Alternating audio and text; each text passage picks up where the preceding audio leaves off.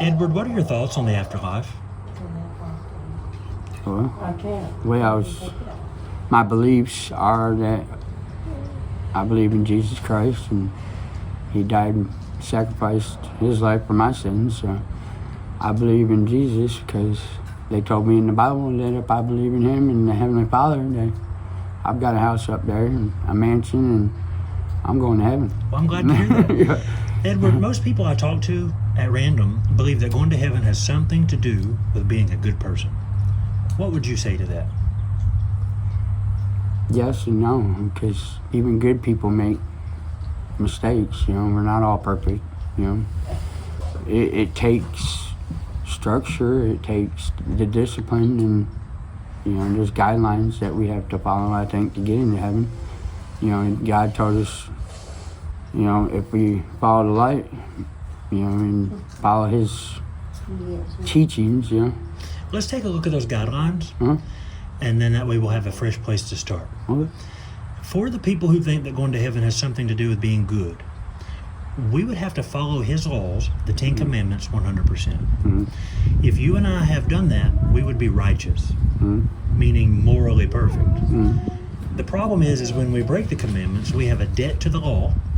Debts have to be paid. Mm-hmm. So think of this judicially. All right. Now, here are a couple of His laws, just for illustration. Edward, like me, in your whole lifetime, have you ever lied or stolen? Yeah. Have you ever dishonored or disobeyed your parents? Yeah. Have you ever looked at a woman to lust for her? Yeah. Now, Jesus says even when we do that, we commit adultery Yeah. with the woman in the heart, because it's not only our actions, it's our motive. Mm-hmm. He does it again with this one. He says, even if you call your brother a fool without a cause, it's a murderous heart. Mm-hmm. When you get angry at someone and you cut them down with your words? Mm-hmm. We've all done that. Yeah. And the Lord charges us with murder. Oh. Have you ever used God's name or His title in a low way, without due honor and respect? Yeah. Yep. Edward, we've looked at 5 out of the 10. Yeah. Is it safe to say that we've blown it? We've blown it. Edward, the Bible says, for the wages of sin is death. See, we die one day because the judge has given me and you the death penalty for breaking His laws. Our death is proof of our guilt. Hmm.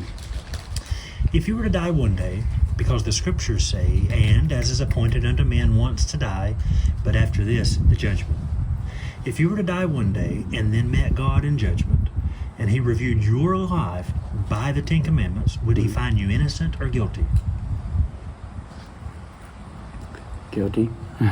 Now think of this judicially. Yeah. God being the judge, the commandments are the law, me and you are the guilty party. Mm-hmm. Hell is God's prison. It's a place where a man does the time for the crime, so to speak. Yeah. That would satisfy justice. However, if someone paid your penalty for you, God can still be a good judge, uphold justice, and let you go to justice being satisfied. You can live forever in heaven with a clean slate as if you never sinned before, if someone pays your penalty for you. All right. Now, I think you know the answer to this. Mm-hmm. Do you know where you'll find a payment for your sin in God's courtroom? Get Jesus. Okay.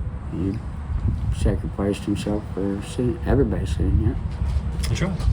See, when He died on the cross, Jesus is God in the flesh, by the way. Mm-hmm. And when He died on the cross, what He was doing was writing a check, so to speak, in His blood for your sin. And right before He died up there, He said the words, "It is finished," as in paid in full. Mm-hmm. If He died to pay for 100% of your sins, how many sins would you have left to pay for in hell? None. None. And He did it. Yeah. He died, was buried, He rose again from the dead on the 3rd day according to the Scriptures, and He's alive right now, seated at the right hand of the Father. And all a man has to do to know with certainty he's going to go to heaven is in his heart to agree with God that he's guilty. Mm-hmm. And instead of relying on anything that he does, as far as changing your ways, asking for forgiveness, being a good person, hoping your good outweighs your bad, etc., simply plead guilty and put your complete faith in that shed blood as the payment for your sin. Yeah. And then He says that all that call upon the name of the Lord shall be saved. And that it's a gracious gift. We're saved by grace through faith, and that not of yourself. It's a gift of God, not of works, lest any man should boast. Yeah. That is cool. Have you heard this before? Yeah. Oh, yeah. Edward, has there been a time in your life when you've actually received that free gift from God? Yeah. I am. What was that like? It was, well, I was rock bottom. I hit rock bottom, in my life. I'd done made some bad choices and made some mistakes. And I was on the verge of suicide. And I called upon God and asked him, give me an answer. Where do I go from here? What do I do? Give me pick me up, give me a hand, throw me something, just crying out to God. And God led me to the hospital, which led me to a rehab, which has led me to being a year and 6 months clean off of drugs, and get to see my kids now and my wife, and it feels great, Well, praise the Lord. Yeah. I'm happy for you. Yeah. I'm really happy for you. So if you're trusting alone in the blood of Christ as the payment for all your sin, that would make us brothers in Christ. Yep. How is your walk with the Lord now? Are you in a good Bible-believing church? Are you in the Word? I'm not in a church. I read my Bible every day. I pray every morning, every night. I try my best to walk, as close as I can with Him. I haven't found a good church, There's When the recording is done, I'll look up your area and try to help you find some directions to where might a good church be for you. Yeah. Edward, if there was someone out there that are in the shoes that you were in a dark place in life, without hope and direction, what might you tell that person? How could you offer that person some hope?